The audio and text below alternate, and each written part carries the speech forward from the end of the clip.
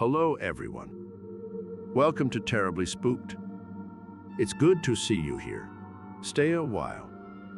The purpose of this channel is to create a community of people who enjoy listening to scary stories.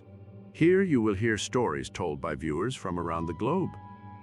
If you have a scary story you would like to be featured on this channel, please submit your story to terriblyspooked@gmail.com.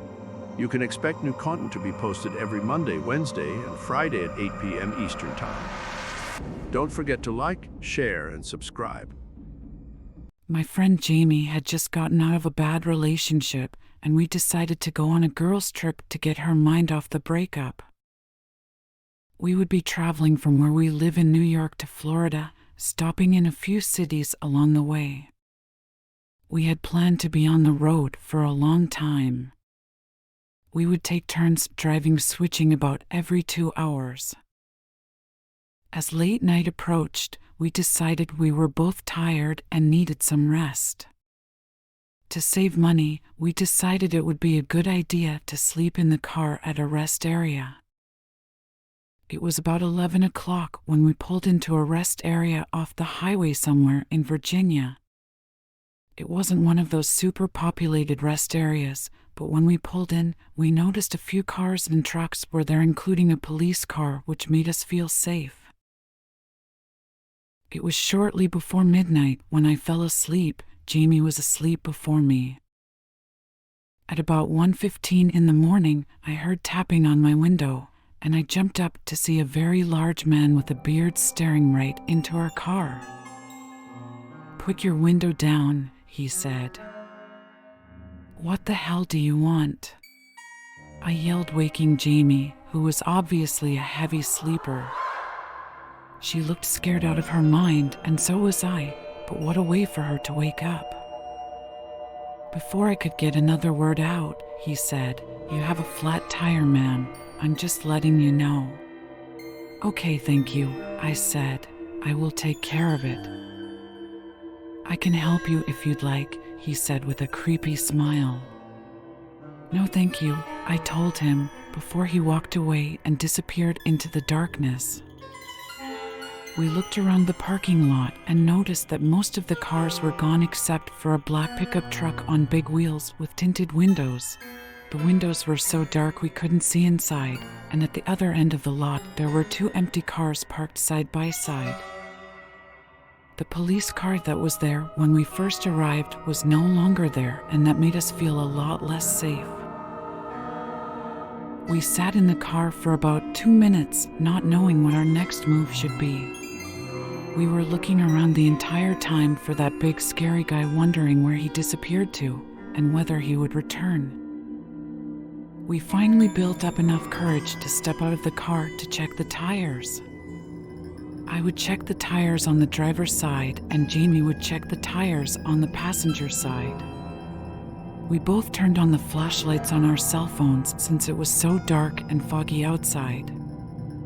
We checked the tires, and there were no flats on either side. As we were getting back into our car, we heard the voice of the man who was tapping the window earlier. He was yelling, "Hey girls," and speed walking towards us from the wooded area behind us. We got in the car so fast and locked our doors, and I sped out of the parking lot. I looked in the rearview mirror, and the man was getting into the black pickup truck. We turned onto the dark road, and he exited the parking lot. A few moments later, following us with his high beams on. His lights were so bright I could barely see anything. He followed us for about 3 miles until suddenly we were hit from behind.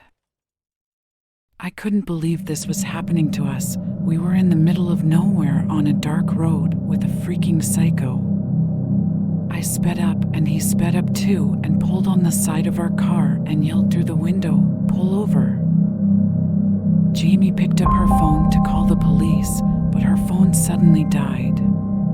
I handed her my phone, which had 1 service bar and was also being used for GPS to get us back to the highway.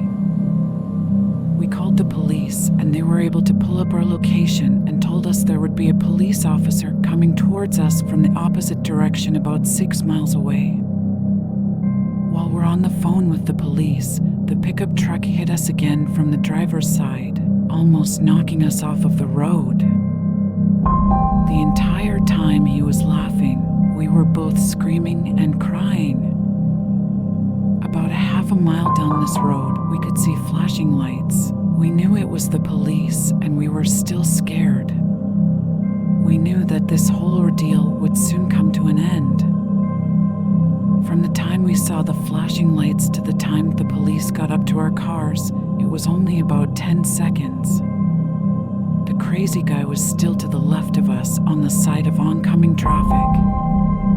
As we approached the police cars, we came to a complete stop, and so did his truck. He jumped out of his truck and ran into the woods, while about 4 police officers chased him. We got out of our car, and our rental car was damaged so badly from being hit so many times. We sat in the police car while they took our statements. That's when we saw flashlights coming from the woods. It was the police with the crazy man in handcuffs. We tried not to make eye contact with him, but I could feel him staring at us. By the time the whole thing was over, we were wide awake. We don't know what plans that creep had for us, but he was trying hard to lure us out of the car. Some of our friends and family thought that was going to kidnap us. The police later told us that he was drunk and high on drugs the night of the incident. They also said they found a machete in his car along with duct tape and fentanyl. We never made it to Florida. We decided to return our rental car and flew home early. We decided that the next time we go on vacation, we would fly instead. We did travel to Florida a few months later, and we flew. I know some of the people listening may enjoy road trips, and to each his own. If anyone decides to go on a road trip, you should consider staying in a hotel instead of sleeping in a rest stop, because you can't put a price on your safety.